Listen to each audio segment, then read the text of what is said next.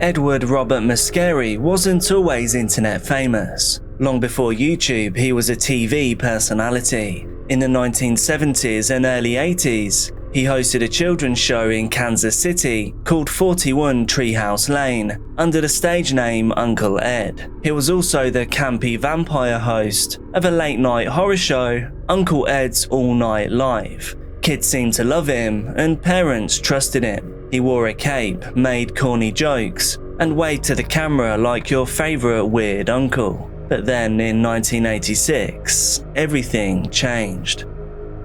Mascari was arrested for having inappropriate contact with a 14-year-old boy. He pleaded no contest to sexual battery in 1987. He even served 18 months in prison, followed by 10 years probation. His career as he knew it was over, and so he disappeared from the spotlight, until that is, the internet unwittingly gave him a second chance. In 2006, well into his 70s, Ed resurfaced with a new name and a new platform, and that channel would be called Edarem, a YouTube channel built around strange, often delightful videos of himself dancing, lip-syncing, and being unapologetically odd. He sometimes wore sunglasses, he crooned along to songs, he acted out strange characters.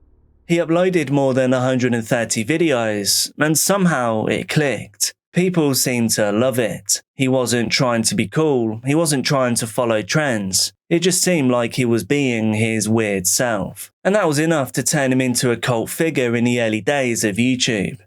By 2009, he had over 7 million views, which at that time was huge. He never hid his age, but he also never mentioned his past. To most viewers, Edarem was just a sweet old man having fun online. But in reality, his videos weren't just eccentric, they were actually completely illegal.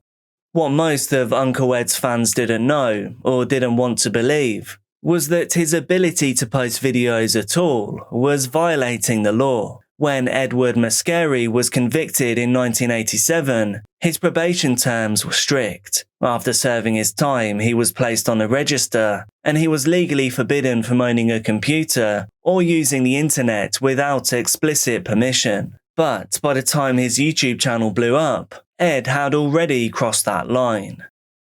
In 2007, after suffering harassment from neighbors in Florida, after, that is, they found out about his past, Ed then moved to South Carolina. Legally, he was required to notify local authorities. However, he didn't. He feared that if people knew who he really was, he'd be driven out once again. So instead, he chose to keep quiet. And then came the interview. Mascari appeared on a local TV segment, arguing that reformed offenders of his type should be allowed to live in peace. He also admitted on air that he hadn't registered his move with the authorities. Obviously, South Carolina police became aware of the clip, and within days they were at his door. They seized his computer and some alcohol, both of which were forbidden under local law for someone on a register. They found no illegal content, but it didn't matter. He'd violated his probation just by using the machine. A judge placed him on 5 more years of probation. This time, the conditions were crystal clear to Ed. He was to have no computer. He was to have no internet. There was to be no uploading of content. So, Ed came up with a workaround. He continued making videos, but he had his partner, Marion, upload them from her device. They believed that this loophole kept him within the law, but prosecutors wouldn't see it that way. In 2010, Mascari was arrested once again. At the sentencing hearing, he stood in front of Judge Mark Hill and said, "I'm frankly bewildered that I'm here. I don't think I've done anything wrong. I'm an entertainer. I've entertained all my life. These videos are done in fun, and I'm sure that most of the people see it that way." The court, however, didn't agree. Even though he wasn't accused of hurting anyone or of reoffending in any other way, the judge of course found him in violation of his probation. Mascari was now sentenced to 5 years in prison, and just like that, Edarem vanished from the internet. The backlash came quickly. Supporters flooded the comments on his channel. They called the sentence unjust, cruel, and unnecessary. They pointed out that the channel had brought joy to thousands, and that he'd harmed no one with his videos. Even one of his neighbours told reporters, "He's a helpful, warm, loving, kind, friendly man, who's always there when you need him." But the legal system just doesn't work in feelings. So Ed was back in custody, proof that some crimes cannot just be forgotten or erased. The fact is, in his past, he did what he did. His partner and fiancée Marion continued to update his YouTube page whilst he was locked up. She kept fans informed. She tried to keep his presence alive. And then in 2011, Marion posted a somber update. Ed had been diagnosed with lung cancer. The doctor gave him 3 months to live. He was transferred to a medical facility at Lake Butler, but he was still incarcerated and still unable to return home. And then on January the 8th, 2012, Edward's time on this earth came to a close. He was 79 years old. That night, Marion uploaded one final video to the YouTube channel. She spoke, voice trembling, and told their followers, "Ed's gone. He died last night. I want people to remember him for the joy he gave, not for the mistake he made." Today, if you visit Ed Arem's YouTube channel, you'll still find him there. The robe, the sunglasses, the unmistakable grin of a man who believed he was born to be on camera. Of course, no new videos have been posted in years, but the comments haven't stopped. Under videos like Pretty Woman or All I Want for Christmas is My 2 Front Teeth, new viewers still stumble in, curious and confused. Some are there to laugh, some to remember, and some to argue about whether a man like Ed should ever be forgotten. He believed that regardless of what he'd done, the videos he created made people happy. And by the numbers, millions of views, thousands of comments, entire fan pages, he wasn't wrong. Edward believed he should be forgiven and people should move on. But how do you feel about this one? Samantha Walford wanted to be known, not just locally, and certainly not quietly. What she wanted was fame, the kind that now comes with ring lights and loyal subscribers. And in her corner of the internet, she'd already started carving that out. Her channel, Simply Manic, wasn't huge, but it did have traction. She vlogged about her life, her kids, and her dreams. She vented about exhaustion, about ambition, and about how hard it was to raise 5 children before the age of 25. Hey guys, so I've been watching a lot of YouTube videos and a lot of different things, and I see a lot of women, I guess not women, teenagers, a lot of teenagers are wanting a baby and like actually talk about it on their YouTube channels and stuff. And I just wanted to post this video for all those women who think that having a child as a teen would be something smart to do. For starters, you do not have a life anymore after you have a baby. You become mom, you lose your identity. You're not a person anymore. It's really hard to retain being a person and being mom. Any sleep that you used to get is gone. Because up until they turn about 4, they're going to wake up all hours of the night and come wake you up. They had a nightmare. They need a drink. They wet the bed. There's a million reasons. Samantha had her first pair of twins when she was just 19, and then another set after getting together with a local tattoo artist, Ernest or Ernie Ibarra, in 2008. A 5th child followed a couple of years later. By the time she was 24, the two of them were married and juggling a household of 7. Ernie worked 2 jobs, manufacturing by day and Little Caesars by night. He was quiet, technical, a former bookworm, someone who loved computers and gaming. The couple weren't perfect though, they clashed often, especially once Samantha started prioritizing her YouTube channel. She believed the channel could grow into something bigger for her, acting, sponsorships, recognition, and she told friends that it was her way out. But to Ernie, it was just a distraction, a hobby taking her away from the kids, and from reality. But their fights weren't just about the videos. Samantha alleged maltreatment. In 2014, she filed a complaint that led to Ernie's arrest and a protective order. However, his family insists that this wasn't true. They said Samantha wanted out, and was just looking for a reason to make it happen. And for a while, things quietened down, the video slowed, and the family seemed to stabilise. Until that is February the 20th, 2015. That's the morning that Samantha called her mother, crying. She said that masked men had broken into the house. They'd tied her up. They'd taken Ernie. But when police arrived, they didn't find a chaotic crime scene. Instead, they found a suspicious one. Police arrived in the early morning hours of February the 20th. The front door had already been kicked in. Samantha was upstairs, tied at the wrists and ankles, gagged. However, inside the home, there was no real damage. No valuables were taken. There was no broken glass, overturned furniture, or frantic signs of escape. There was, however, red DNA on the wall and a lock of hair by the door, but everything else just felt wrong.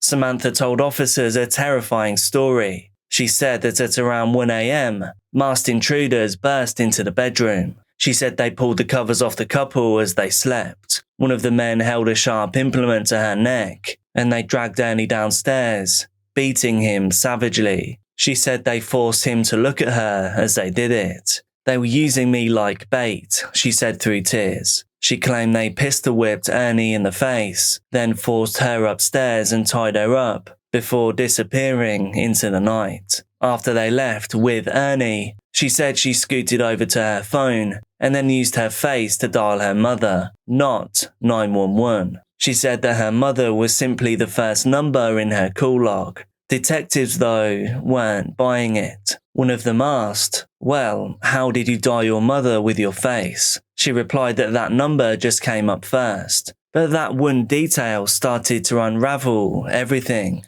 Her injuries were inconsistent, her bindings weren't tight, and the intruders, supposedly violent and under the influence, had for some reason left her completely unharmed. By sunrise, Ernie's body had been found in the woods near Sand Crossing in Camp County. Someone had pulled the trigger once, whilst aimed at the back of his head. This was no longer a home invasion and a kidnapping. Now it was murder.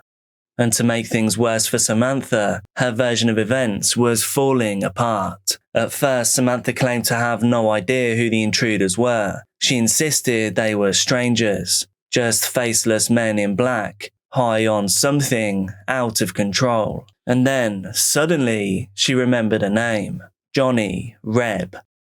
She said that she'd met him at the hospital earlier that day. She said that he got angry when she told him about her husband's alleged maltreatment and that she'd let him borrow her car. That Johnny was actually Jonathan Sanford, a recently released felon. Police tracked him down at Titus County Regional Hospital, where he'd just welcomed a child into the world with his girlfriend. With him was Jose Antonio Pons, his brother-in-law. Both men were arrested for aggravated kidnapping. And strangely, neither of them denied being involved, but both of them had a different story about who was behind it. According to them, Samantha had planned everything. The initial idea, though, wasn't murder. She wanted to frame Ernie, to plant Crystal in his truck and then call the cops. But that plan fell apart, so they went for something far simpler to end his time on this earth. That night, Samantha, Sanford, Pons, and another man named Octavius Rhymes drove to buy the crystal. They used it in her car. She sat in the front with her kids in the back. This would be the same car that would later be used to abduct Ernie. The three men also indulged in crystal before the attack. As we know, they kicked in the door, pistol-whipped Ernie, and then dragged him from his home and drove him out past the steel mill. It was there, in the cold woods, that Jose Pons pulled the trigger. Detectives would later find text messages that Samantha sent to Rhymes while police were searching for Ernie. One of them read, "Destroy his phone, shut that shit down, move." Those weren't the words of a victim, those were the words of a co-conspirator. Once the truth came out, there was no going back. Jonathan Sanford and Jose Pons pleaded guilty. They were each sentenced to 50 years in prison. Octavius Rhymes stood trial and received 93 years, 75 years for murder, and 18 more for kidnapping. And Samantha Walford, whose tears and miraculous rescue had once looked like survival, now stood before a jury in Camp County, Texas, sentenced to 99 years to be served consecutively, with a separate 50-year sentence for kidnapping. She was no longer a struggling mom on YouTube, no longer a woman looking for her big break. Now she was inmate number 02178523 at the Carroll County Medical Facility in Dickinson, Texas. And her channel, it is still there. She wanted to be famous, and now she is.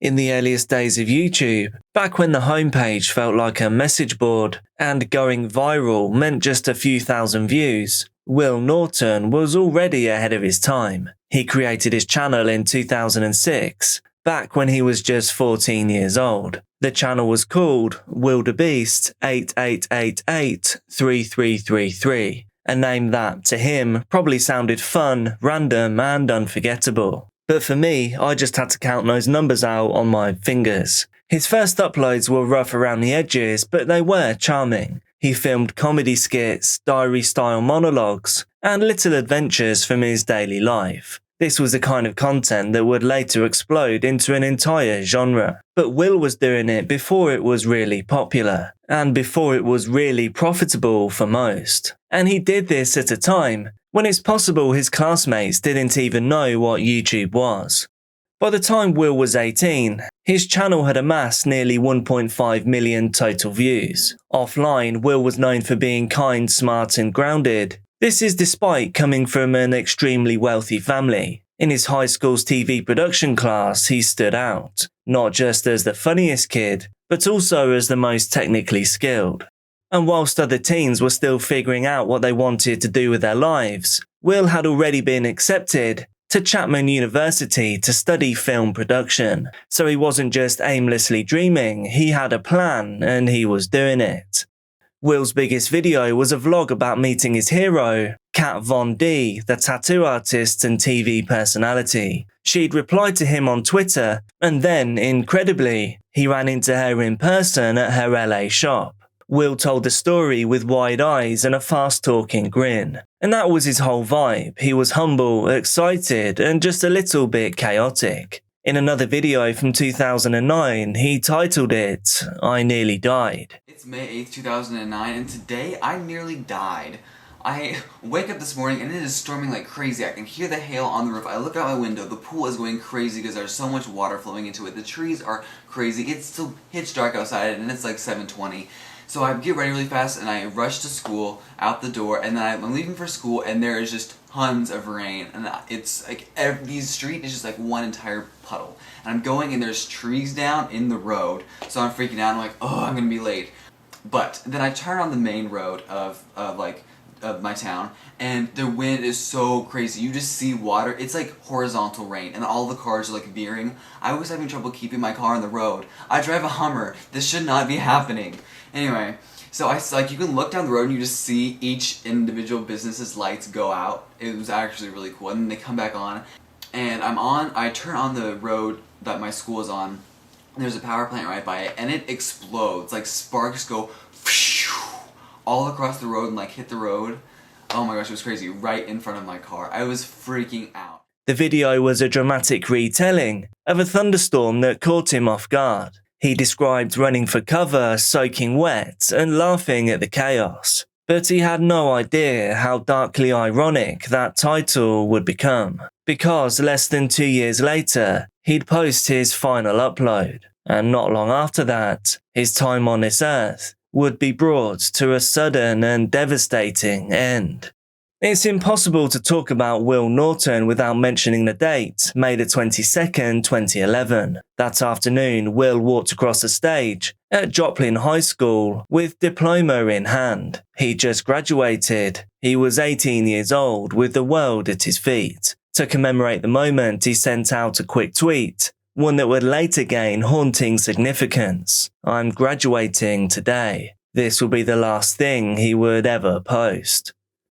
Will climbed into a black Hummer H3 with his dad, Mark Norton, riding beside him. They were headed home, just a short drive away. Will was still in his cap and gown. His mother and sister, Trish and Sarah, were on the phone with them at the time. They had no idea a storm was approaching, until that is, the signal started to break up. The next thing they heard was a sound no family should ever hear.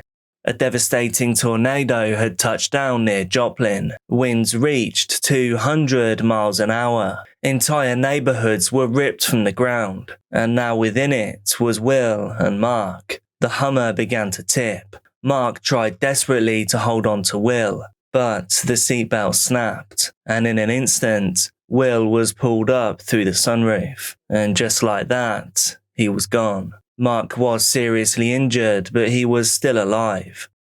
The vehicle was found, but Will wasn't. For the next week, his name sat at the top of the missing list. His YouTube fans started posting everywhere. Comments, tweets, Facebook updates. They were begging for answers and praying for good news, but none would come.